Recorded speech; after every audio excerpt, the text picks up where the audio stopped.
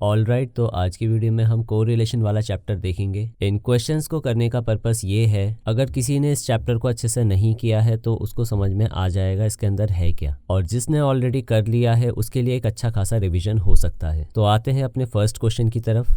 इस क्वेश्चन में लिखा है कि जो स्कैटर डायग्राम है वो कोरिलेशन के प्रिसाइज एक्सटेंट को मेजर नहीं कर सकता। तो इसी के बेसिस पे हमें एडवांटेजेस और डिसएडवांटेजेस बताने होंगे इनके। तो सबसे पहला फायदा या एडवांटेज ये है, स्कैटर डायग्राम की मदद से हम कोरिलेशन समझ सकते हैं दो वेरिएबल्स के बीच का। उसके अलावा हमको एक विजुअल रिप्रेजेंटेशन देखने को मिलता है, मतलब डायग्राम को देख के आंखों से ही पता लग जाएगा कि रिलेशनशिप आखिर है कैसा। एंड थर्ड में ये लिख सकते हो कि ये काफी ईजी है बनाना और कोई कैलकुलेशन वगैरह की जरूरत नहीं है। ऑन दी अदर हैंड, अगर स्कैटर डायग्राम के डिसएडवांटेजेस देखे तो ये कोरिलेशन तो बताता है पर उसकी एग्जैक्ट डिग्री नहीं बताता। दूसरा डिसएडवांटेज ये है कि हर कोई इसको देख के अपने अपने सब्जेक्टिव इंटरप्रिटेशन दे सकते हैं। इसका एक और नुकसान है और वो ये है, बहुत ही बड़े और कॉम्प्लेक्स डेटा के लिए ये सूटेबल नहीं है। नेक्स्ट क्वेश्चन, हमें इसमें कार्ल पियर्सन के कोफिशिएंट का एडवांटेज बताना है। तो सबसे पहला एडवांटेज ये है कि ये हमें बिल्कुल प्रिसाइज या सटीक आंसर बताता है। दो वेरिएबल्स के बीच में कोरिलेशन कम है या ज्यादा है, उसके साथ साथ डायरेक्शन भी अच्छे से बताता है। कार्ल पियर्सन का जो कोफिशिएंट है वो सारे ऑब्जर्वेशन पे बेस्ड है, इसीलिए ये रिलायबल यानी कि हम इस पर भरोसा कर सकते हैं। नेक्स्ट क्वेश्चन, हमें इसमें दो चीज के रैंक दिए हुए हैं और रैंक कोरिलेशन कोफिशिएंट निकालना है। तो इसके लिए हम शुरुआत के जो दो कॉलम इसमें गिवन है इनको उठा करके एज इट इज यहाँ लिख देंगे। इसके बाद हम थर्ड कॉलम खुद से बनाएंगे जो कि कॉलम होगा डी का। इस डी वाले कॉलम में हमें कुछ खास नहीं करना, बस जो फर्स्ट रैंक का कॉलम है और जो दूसरा रैंक का कॉलम है दोनों को आपस में सब्ट्रैक्ट करना है। 1 - 6 -5 आएगा, 2 - 7 -5 आएगा, 3 - 5 -2 आएगा एंड सो ऑन, ये चलता ही जाएगा। जब डी वाला कॉलम रेडी हो जाए तो इसके बाद एक डी स्क्वायर का कॉलम कर लेना, यानी जो डी वाला कॉलम है उसको स्क्वायर करना है। 5 5 25, देन अगेन 5 5 25, फिर 2 2 4 एंड 6 6 36, और आगे के भी इसी तरीके से करते चले जाना। जब ये हो जाए तो डी स्क्वायर वाले कॉलम का टोटल करना है। इसका टोटल आएगा 226। इस गिवन डेटा के अंदर n की वैल्यू भी चेक कर लेना। n की वैल्यू असल में ये गिन के पता लगेगा कि यहाँ पे नंबर्स कितने हैं। तो अगर इनको काउंट करोगे तो पता चलेगा 1 2 3 4 5 6 7 8 9 10। तो टोटल 10 जने हैं, इसीलिए n की वैल्यू है 10। और डी स्क्वायर का टोटल तो हमने पीछे निकाल ही लिया था। अब हम रैंक कोरिलेशन का फॉर्मूला लगाएंगे। इसको अच्छे से याद कर लेना, जहां जहां पर n दिख रहा है वहां पर 10 लिखना, और जहां पर सब्मिशन डी स्क्वायर दिख रहा है वहां पर 226 लिखना। फिर इसको सॉल्व करना और तुम्हारा आंसर आ जाएगा। अगला क्वेश्चन, इसमें हमें स्पीयर्समैन रैंक के एडवांटेजेस और डिसएडवांटेजेस बताने हैं। तो इसका सबसे पहला फायदा यह है कि ये आसानी से समझ आता है, इजीली कैलकुलेट भी हो जाता है, और ये क्वालिटेटिव डेटा के लिए अच्छा है क्योंकि हम यहाँ पे चीजों को रैंक देके करते हैं, यानी कौन सी चीज बेहतर है उसके हिसाब से सबको रैंक देना। इसके अलावा अगर हमारे डेटा में कोई बहुत बड़ी या एक्सट्रीम वैल्यू है, उससे स्पीयर्समैन रैंक को ज्यादा फर्क नहीं पड़ता। डिसएडवांटेजेस अगर देखें तो कार्ल पियर्सन के मुकाबले ये उतना सटीक आंसर भी नहीं देता। दूसरा ये है कि अगर हम हर एक डेटा को रैंक देने लग जाएं तो बहुत ही ज्यादा टाइम खर्च होगा, इसीलिए ये बहुत बड़े डेटा सेट के लिए सूटेबल नहीं है। नाउ इस वाले क्वेश्चन में हमें स्पीयरमैन के रैंक कोरिलेशन की प्रॉपर्टीज बतानी है। तो सबसे पहली प्रॉपर्टी ये है कि इसका आंसर -1 से लेकर 1 तक लाई करेगा। अगर प्लस का 1 आया तो परफेक्ट कोरिलेशन, अगर माइनस का आंसर आया तो भी परफेक्ट कोरिलेशन। बस इस वाले में कोरिलेशन पॉजिटिव रहेगा और इस वाले में नेगेटिव। मान लेते हैं कैलकुलेट करके 0 आ रहा हो तो समझेंगे दो वेरिएबल्स के बीच में कोई कोरिलेशन नहीं है, या रैंक्स के बीच में। ये वाला कोरिलेशन रैंक्स के बीच में ही कोरिलेशन दिखाएगा, ना कि किसी और डेटा के बीच में। अगला क्वेश्चन, कोरिलेशन क्या है और इसका एग्जांपल बताना है। तो इसमें बता देना कि दो वेरिएबल्स के बीच में अगर रिलेशनशिप दिखता है डिग्री और डायरेक्शन के पॉइंट ऑफ व्यू से, और अगर हम उसको नाप भी सकें तो इसी को कोरिलेशन बोलेंगे। एग्जाम्पल के तौर पे अगर हम ज्यादा पढ़ाई करेंगे तो ज्यादा मार्क्स आएंगे, या फिर कम पढ़ाई करेंगे तो कम मार्क्स आएंगे, तो ये एक पॉजिटिव कोरिलेशन है, क्योंकि एक वेरिएबल बढ़ा तो दूसरा वेरिएबल भी बढ़ा, और उसी के साथ अगर पहले वेरिएबल को घटा देंगे तो दूसरा वेरिएबल भी घटेगा। एक और एग्जांपल लेते हैं, अगर हम प्राइस बढ़ा दें तो डिमांड कम होगी। यहाँ पर क्या हुआ कि जो पहला वेरिएबल है वो तो बढ़ा, लेकिन दूसरा वेरिएबल वो बढ़ा नहीं, वो घटा। इसी वजह से ये नेगेटिव कोरिलेशन का एग्जाम्पल है। ये वाला क्वेश्चन एक न्यूमेरिकल है जिसमें हमें एक्चुअल मीन मेथड की मदद से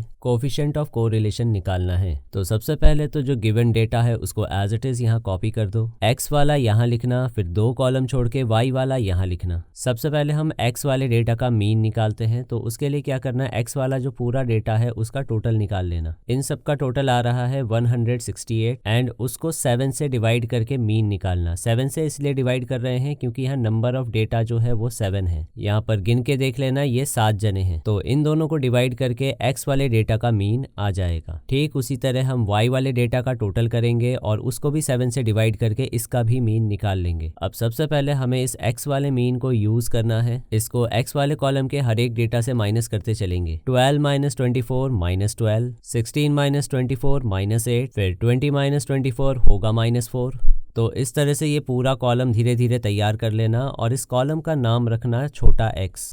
इसी कॉलम का एक स्क्वायर वाला वर्जन ज़रूर बना लेना। 12 12 144, 8 8 64, 4 4 16 एंड सो ऑन। जिस तरीके से हमने x वाले पे काम किया है उसी तरीके से हमें y वाले पे काम करना है। यानी जो y वाला मीन है वो y वाले कॉलम के हर एक डेटा से माइनस होके ये वाला कॉलम तैयार होगा। जब ये तैयार हो जाए तो इसी का स्क्वायर करके यहाँ लिख देना। एक आखिरी कॉलम और बना लेना, छोटा x और छोटे y का मल्टीप्लीकेशन वाला। 12 9 108, 8 6 48, 4 3 12 एंड सो ऑन। ये जो छोटे वाले x y कॉलम का टोटल है ये कर लेना, ये आगे चलकर काम आएगा। पीछे हमने जिन जिन कॉलम्स का टोटल किया है वो मैंने यहाँ इस वाले पेज पे लिख दिया है क्योंकि वहां पे जगह नहीं आ रही थी। अब हम यहाँ पे कोफिशिएंट ऑफ कोरिलेशन का फॉर्मूला लगाएंगे जो कि ये है। यहाँ पर सिग्मा एक्स वाई का आंसर 336 आया था तो उसको यहाँ लगा देना। सिग्मा एक्स स्क्वायर और सिग्मा वाई स्क्वायर इन दोनों की वैल्यूज भी हमारे पास अवेलेबल है, ये भी लगा देना। इन दोनों को मल्टीप्लाई करके ये आएगा, फिर इसका अंडर रूट सॉल्व करेंगे तो ये आएगा। बट ऊपर 336 चल ही रहा था तो दोनों को लोएस्ट करके 1 आएगा। और याद करो क्वेश्चन नंबर 5 में हमने सीखा था कि अगर आंसर 1 आता है तो वो परफेक्ट कोरिलेशन माना जाता है, और क्योंकि आंसर प्लस का 1 है तो ये पॉजिटिव कोरिलेशन है। अगला क्वेश्चन, इसके अंदर भी हमें कोरिलेशन कोफिशिएंट निकालना है पर ये दूसरे मेथड से किया गया है। कमेंट्स में बताना मुझे ये कौन सा मेथड है। सबसे पहले हम x और y कॉलम को हमेशा की तरह एज इट इज कॉपी कर देंगे। इस बार हम इन दोनों कॉलम को मल्टीप्लिकेशन करके एक थर्ड कॉलम बनाएंगे। 3 9 27, 2 4 8 और इसी तरह चलाते रहना, नेगेटिव और पॉजिटिव साइन का ध्यान रखते हुए। इसके बाद अगला कॉलम x के स्क्वायर का एक कॉलम बनाएंगे और उसी तरह y के स्क्वायर का भी एक कॉलम बनाएंगे, जैसे कि 3 3 9, 2 2 4 एंड सो ऑन। उसी तरह y का भी देख लेना, 9 9 81, 4 4 16 और ऐसे ही करते चले जाना। हर एक कॉलम जो भी हमने बनाया है इन सभी का टोटल कर लेना। इसके बाद हम ये फॉर्मूला लगाएंगे। याद करो सब्मिशन एक्स वाई हमने 0 निकाला था तो सब्मिशन एक्स वाई की जगह यहाँ हम 0 पुट करेंगे। यहाँ सब्मिशन एक्स भी 0 था तो उसको भी 0 लगा देना। ऊपर सब्मिशन वाई 28 था तो उसकी जगह हमने 28 लगा दिया।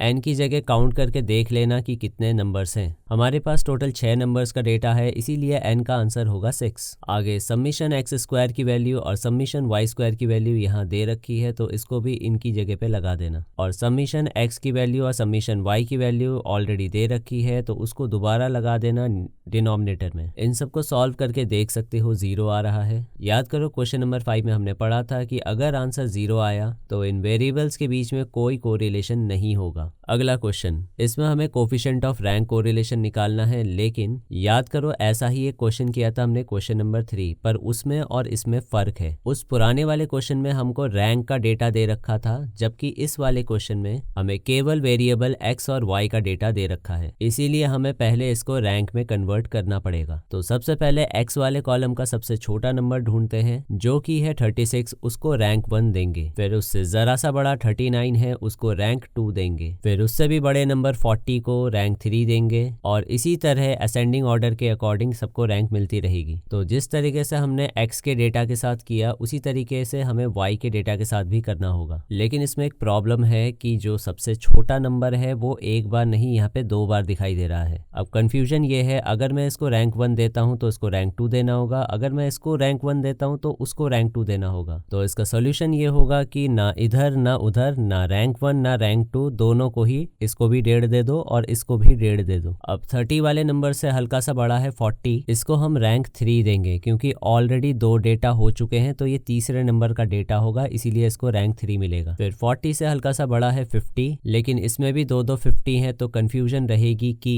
इस वाले 50 को अगर रैंक 4 दूंगा तो दूसरे वाले को रैंक 5 देना होगा, या इस वाले को अगर रैंक 4 दूंगा तो उस वाले को रैंक 5 देना होगा। तो हम क्या करेंगे, ना 4 ना 5, उनके बीच का 4.5, दोनों नंबर्स को ही 4.5 का रैंक दे दो। आई होप ये वाला कॉन्सेप्ट क्लियर हो गया होगा, तो इसको अपने हिसाब से कर लेना, मैं आगे बढ़ रहा हूँ। इसके बाद हम अपना अगला कॉलम बनाएंगे जिनमें हम इन दोनों रैंक्स के कॉलम को आपस में माइनस करके ये वाला कॉलम बना देंगे। फिर इस वाले कॉलम को अपने आप से मल्टीप्लाई करके ये d² वाला कॉलम बनाएंगे। 3.5 अपने आप से मल्टीप्लाई होके 12.25 आएगा। उसी तरीके से 1 1 जा 1 होगा एंड सो ऑन बाकी के नंबर्स। इस वाले कॉलम का टोटल कर लेना और ये जरूर चेक करना कि इन डेटास में रिपीटिशन कहाँ कहाँ हुआ है। 30 हमें 2 बार देखने को मिला था, 50 भी और 70 भी हमें 2 बार देखने को मिला था, इसीलिए हम m की वैल्यू 2 लेंगे जो आगे चल के फॉर्मूले में काम आएगा। तो ये रहा वो फॉर्मूला। आई नो ये काफ़ी बड़ा है बट इसको याद कर लेना, ज़्यादा मुश्किल भी नहीं है। अगर इसका स्टार्टिंग वाला पोर्शन देखोगे तो बाकी के जो 2 पोर्शन है वो बिल्कुल सिमिलर हैं, मेल खाते हैं। ये समीशन d² की जो वैल्यू है ये पीछे से देख लेना, हमने क्या निकाला था वही इसमें लगा देना। यहाँ पर जो तुमको m1 दिख रहा है वो ये बताएगा कि 30 कितनी बार रिपीट हुआ था। याद करो 2 बार हुआ था, इसीलिए m1 की जगह पे 2 लगाना है। सिमिलरली 50 कितनी बार रिपीट हुआ था वो m2 की वैल्यू होगी। याद करो 50 भी 2 बार ही रिपीट हुआ था, तो इसलिए m2 की वैल्यू भी यहाँ पे 2 लगाना है। फिर याद करो एक तीसरा नंबर भी था जो रिपीट हुआ था, वो है 70, वो भी 2 बार रिपीट हुआ था, तो इसलिए m3 की वैल्यू भी